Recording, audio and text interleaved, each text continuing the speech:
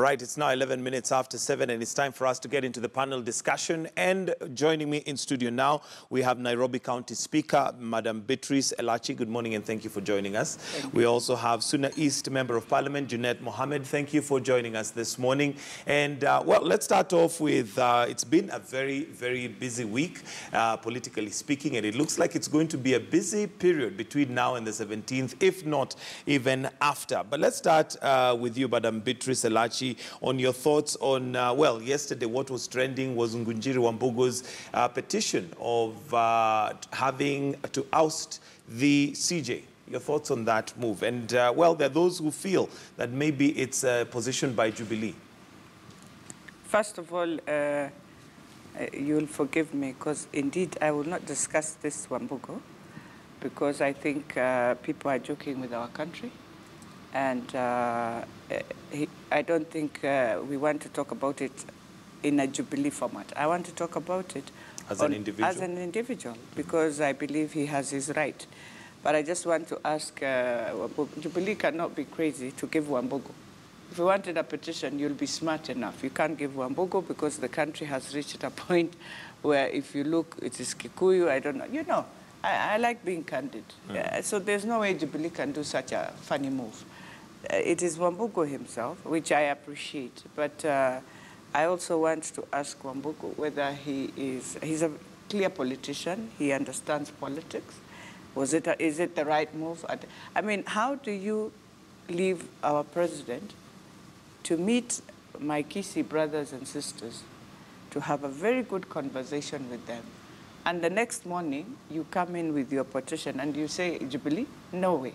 I mean, Wambugu is trying to play his game, which is a very wrong game.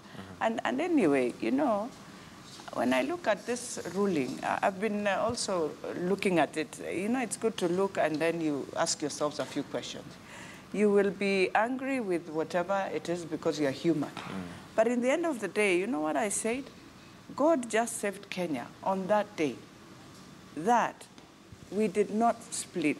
I mean, that country just got hold. God just said, Kenya is my country, and I'm not going to allow these people. And maybe in the wisdom, yes, there will be a lot of questions that one day also CJ will answer himself. But in the wisdom, that there was an opportunity where the country toned down. Because if it was the opposite, maybe we would have seen hell in Kenya. Break loose. Maybe we would have seen people burning things for nothing. But thank God we never burned anything. And therefore we should thank God for that, regardless of how that ruling. And I'm saying this, knowing very well my president is human. He felt pain. But at the same time, some of these things we have to look beyond us. We have to ask ourselves, where was 40 million Kenyans? You know, we are playing with a game with politicians. And I always say this, Gitonga.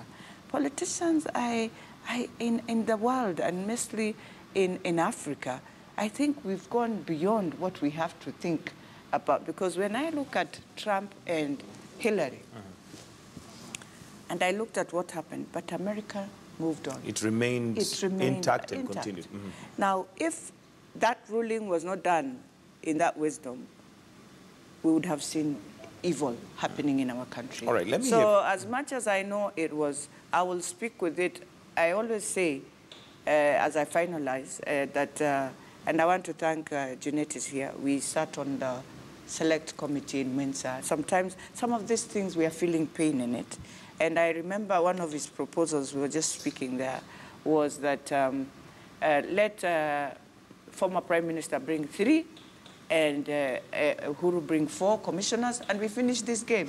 Do you know, I wish we did that, because even if former Prime Minister would have brought the brother and Uhuru bring, as long as whoever wins, we would have asked them one question. Want your people in that thing? So what are you asking us? It would have been the best. So that proposal he gave us, and we felt it was a crazy proposal. But now with hindsight, it looks like it may have had a lot of sense. Junet, your comments on Ngunjiri's move. Thank you. We have some people from NASA saying that it's actually Jubilee doing that behind the scenes. What are your thoughts on it? Thank you, Michael. First, I want to take this opportunity to congratulate my colleague, for being elected as the Speaker of the city's assembly. Right. It's not like any other assembly. It's the assembly of the city of Kenya. I know. It is really a parliament of its own. Very challenging. Very challenging. I've not met her since her election, and we've worked with her in the last parliament very closely. Secondly, this is a Jubilee agenda. It's very clear. You know, Michael, you know we are all members of parliament. There are certain moves you cannot do without consulting your party and the party leadership. This is an enormous task that was given to MP Ngunjiri. There are issues that you cannot just pick up because these are issues of national importance. Removing Chief Justice from office is not a child's play. It's something that needs to be done proper. But an individual could also take that up on their own. An individual on his own right, you know, a Kenyan can do. But when you see a leader, a member of parliament doing, most likely chances are high that it has been sanctioned by his leadership and his party. And this is not the first time Ngunjiri has done this kind of tricks in this country. He's been known for doing this kind of tricks. Yesterday I was traveling to Bomet around 11 o'clock. I met him at Wilson Airport. And the president was going to Nyeri to open the show. And he was waiting for the president there to travel with him to Nyeri so that they can open the show together. I don't think the president will have traveled with him if he just delivered a petition at the Supreme Court and went straight to Wilson to wait for the president to go and travel with him so they can open the show. So for you, the circumstances around circumstantial evidence, as it were. Let me give him the benefit of doubt. Maybe he was traveling with him because he's the area member of parliament. Correct. The show was happening in Nyeri town. But the president should have kept him aside for some time, having done that kind of... And then, you know, another thing, it is very clear that our brothers in Jubilee are very annoyed with Maraga. And they didn't expect him to do the ruling that he did. And you know, this ruling is not Maraga's ruling. This is the Supreme Court's ruling. It was done by 4 judges. I don't know why it is being put as though it is Maraga who has done the ruling. He's just about, if we do something in Parliament today, for example, it's not the Speaker doing it. It is a resolution of Parliament. You know, we vote and we agree as members of Parliament. We either win or lose. It doesn't become the Speaker's agenda. It becomes now the Parliament's agenda.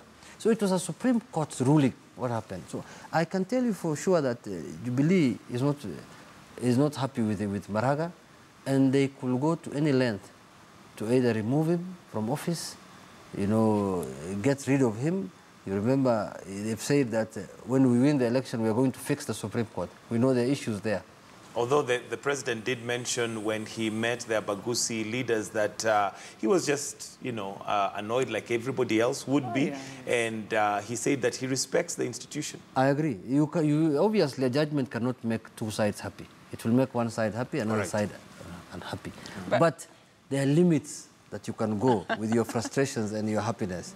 Yeah, you cannot go beyond the borders. If the president criticizes the ruling, he says that they did not consider the will of the people of Kenya. You know, he doesn't agree with them, but he respects the ruling, and that's not the way to do things. We can accept. But there are certain things he said. Okay. And maybe to